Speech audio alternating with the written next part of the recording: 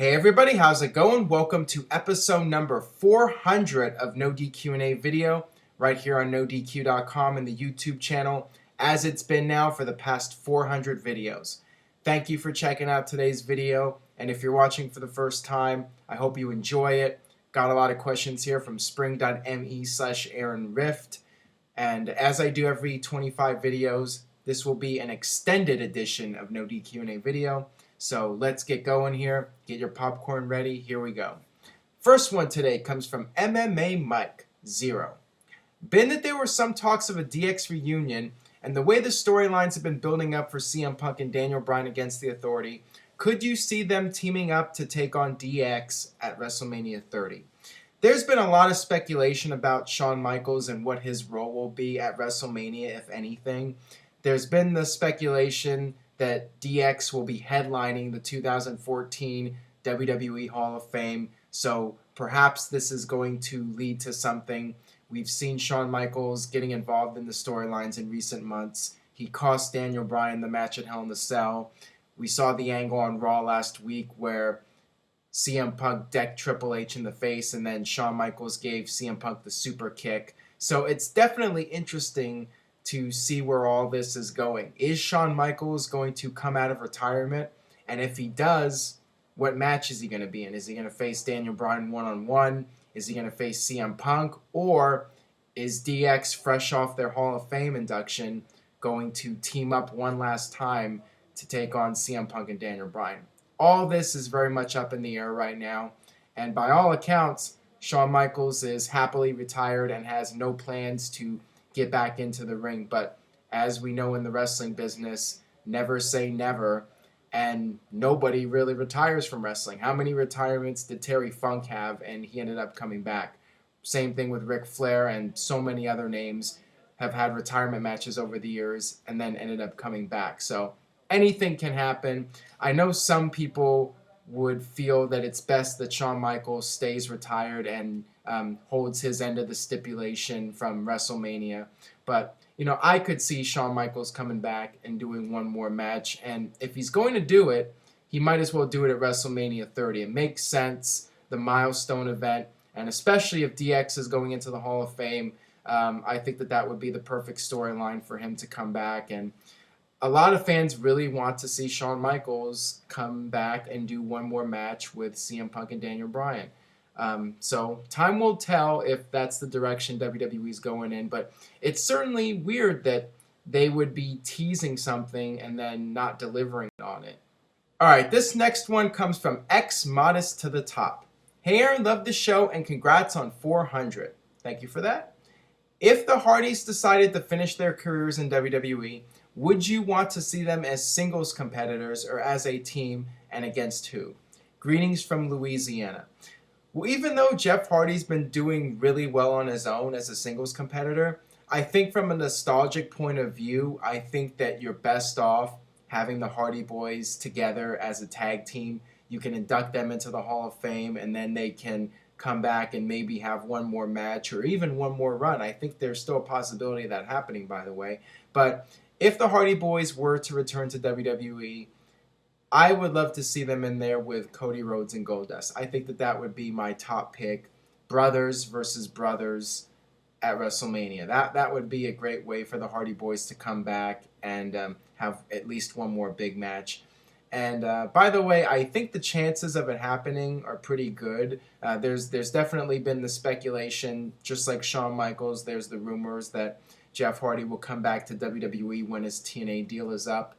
And I think that there's a good chance it'll happen at some point. I think it's just a matter of when. But one day, I do see Matt and Jeff Hardy back in a WWE ring in some capacity, at least going into the Hall of Fame and maybe getting back in the ring and actually wrestling again.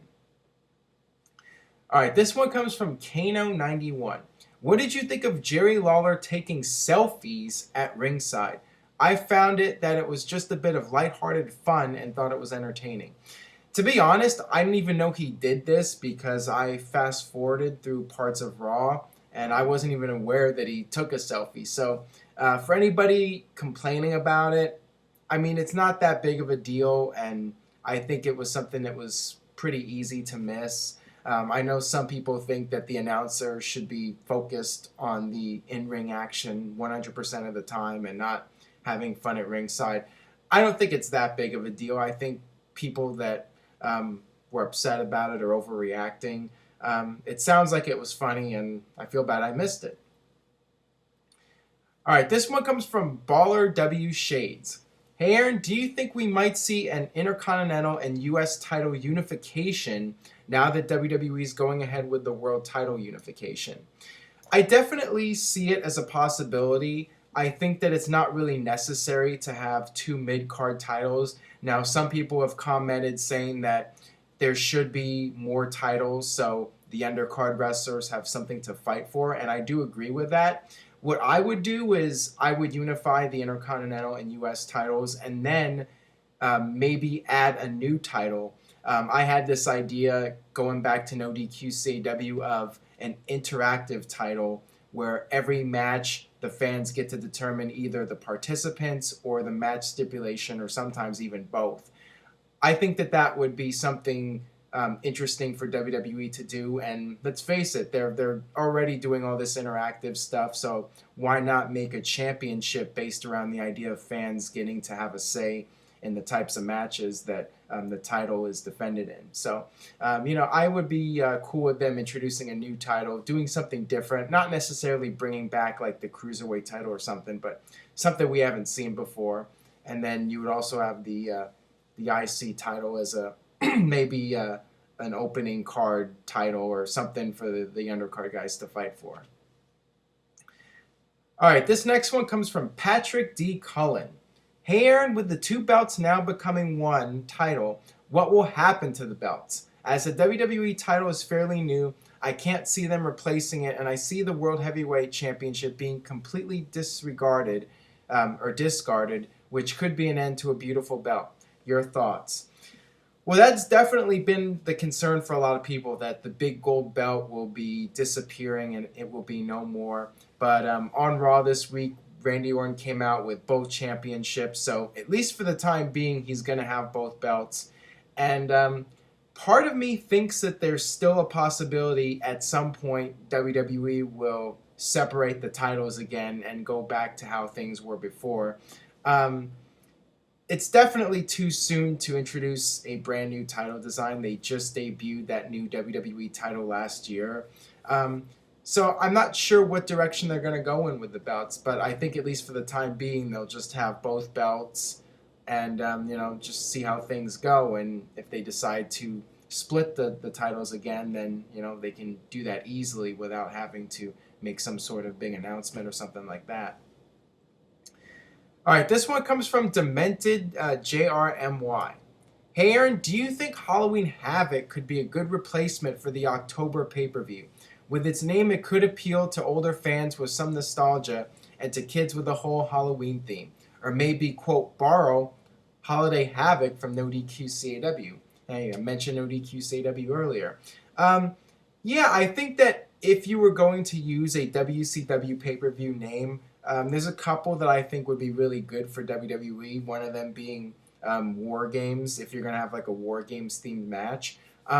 Rather than having pay-per-views based off a match stipulation like Hell in a Cell or TLC, I actually like the idea of having a themed pay-per-view for the season, doing like a Halloween-themed pay-per-view or a Christmas-themed pay-per-view. I think WWE should definitely consider doing something like that and maybe bringing back Halloween Havoc as a pay-per-view and maybe having like a cool Halloween set. I mean, that's one thing I really miss about the pay-per-views is the old school sets. Like Halloween Havoc had the big giant pumpkin, and now it's just the HD screens. But that's a whole other topic. But yeah, to answer your question, I'd love to see Halloween Havoc return, or even do like a holiday themed pay-per-view. I think that would be really cool. All right, this one comes from Bray Wyatt. What? Hey Aaron, I was checking out the new WWE figures pre-orders. I didn't know Bray Wyatt looks at pre-orders for action figures, but whatever. And one of them is a WWE WrestleMania 30 Battle Pack featuring Brock Lesnar versus Batista. Could this possibly be a match at WrestleMania 30? Please answer in video. Batista, maybe that means the Attitude Era is returning. No. Regarding the action figures, I mean, WWE likes to implement legends into the product whenever possible, whether it's action figures or video games. So Batista's going to continue to have a presence in those forms. But as far as him returning, I mean, there's definitely been the rumors about Batista. I mean, every year when WrestleMania comes along, the rumor mill really gets going, and all these names are rumored to be returning for WrestleMania. And I mean, it is WrestleMania 30, so it's a really big show.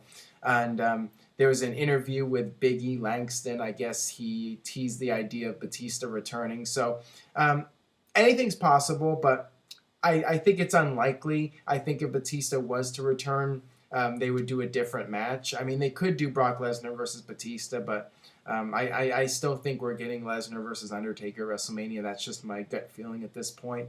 And it might be overkill, especially if Hogan's returning or Shawn Michaels is returning. I mean, Batista might want to hold off and wait for a better time to return when so many other people might be returning. So, time will tell. All right, this one comes from Wrestling Do 95. What did you think of the fact that WWE TLC barely had any TLC stipulations besides the unified title match? Well, I talked about this before in another video where I like the idea of having just one major stipulation match on a pay-per-view. I think that, for example, like Elimination Chamber, when you have two Elimination Chamber matches, on one hand, you have two really good matches, but on the other hand, I think that it watered down the gimmick a little bit, and it's just a little bit overkill. So, if it was my decision, I would just stick to one Elimination Chamber match, one Money in the Bank match at that pay-per-view, and, I think it's best to have one TLC match at the TLC pay-per-view, so, that's the main event, that's your feature attraction, and it's clear-cut. When you have multiple stipulation matches, I think it just gets watered down, and I was never a fan of like the chairs match. I think that was stupid, but I know some people like the idea of having a ladder match and then the tables, ladders, and chairs match, so you get multiple good matches on one show. But I think it's best what they did and just having the main event be the TLC match. All right, next question here. No doubt that WCW's top faction was the NWO and WWE's top faction was DX. In your opinion, who was the better group? Great show. Keep up the good work. Well, it's very difficult to say which was the better group because you don't really define here what better is. I think in terms of which group was more innovative, I would have to go with the NWO because the NWO did come first, and the NWO really changed the wrestling industry.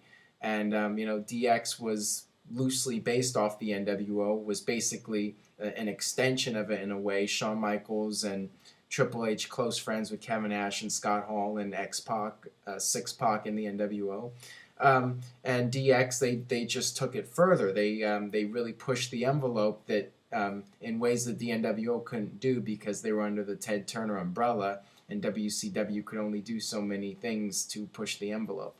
So that was the biggest difference. But yeah, the NWO, they're right up there among the greatest factions of all time. And let's face it, without the NWO, there wouldn't have been a DX. So, the NWO, I think, would be the most memorable group, although DX was part of WWE and had all the reincarnations. And I think that in the long run, fans might actually remember DX more than the NWO. But then again, that's because WWE was the victor in the Monday Night Wars, and they own all the footage, and they can rewrite history however they see fit.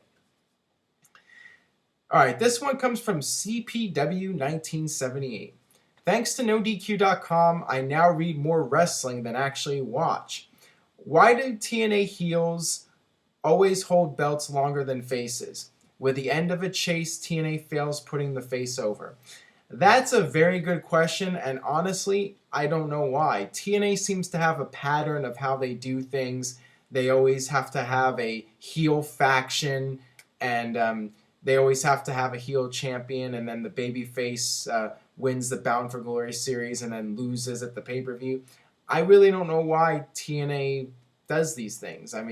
It all comes down to just not knowing how to market a strong baby face, and that's been a major problem with TNA, among other things. So, I really can't give you a good answer. I mean, if TNA knew what they were doing, they would be in much better shape than they are right now. So, it's just a matter of getting some fresh blood in there. And the problem is that they've been relying on the same people for too many years. They had Vince Russo there, and when things weren't working out, they just kept him around for a very long period. And finally, they brought in somebody different, but then it was Hogan and Bischoff, and it was just more of the same for several more years. So, when things aren't working, you got to get some new people in there and some fresh ideas. All right, this one comes from Wreckin' Wild.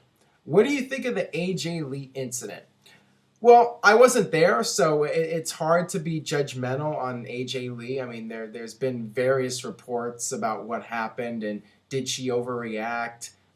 She lashed out at that woman. I guess she's a news personality. I'm not even sure, but I think that people probably blew this out of proportion. WWE's been trying to downplay it, and AJ ended up retaining the title at the pay-per-view. So I just think it was a story that got out there, and everybody made a huge deal out of it, and it really wasn't all that big of a deal to begin with. So I mean, that's my take on it, and I think you just gotta let it go and move on, and not.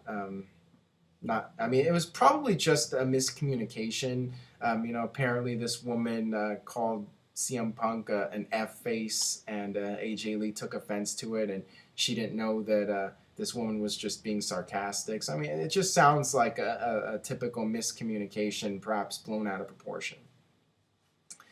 All right, final question today comes from Shotgun Justice. Where do you see Damien Sandow being on the WrestleMania card, and could you see him doing well in the Royal Rumble? I think that Damien Sandow will be lucky to have a match at WrestleMania this year, to be perfectly honest with you. I think that in all likelihood he will have a backstage segment, something similar to what he did on Raw this week, where he was Santa. For WrestleMania he'll have some sort of goofy backstage comedy role. And, I see that being his role at WrestleMania, unfortunately. And as far as him doing well in the Rumble, I think that he will come out there and he will be a body. I don't think he will have any kind of significant role in the Rumble. And like I said, I think it's unfortunate because the guy is really talented and he's an interesting character. And I think WWE dropped the ball with him. He was doing really well when he won Money in the Bank, and then he lost it, and he's basically been a footnote since. So sucks to be him. But, unfortunately, that's where I see things heading in the future with him. All right, that'll do it for this edition of No DQ&A video. Thank you so much for checking out the video. If you enjoyed today, please subscribe if you haven't already. Tell a friend on Facebook or Twitter. Anybody who knows who watches wrestling, have them check out No DQ&A video. Keep voting in the 2013 NoDQ.com Year-End Awards. Got a few more videos to post, but you still have till January 1st to vote. So keep getting your votes in, keep spreading the word. And with that, I'll see you guys next time for another edition of No DQ&A video, episode number 401.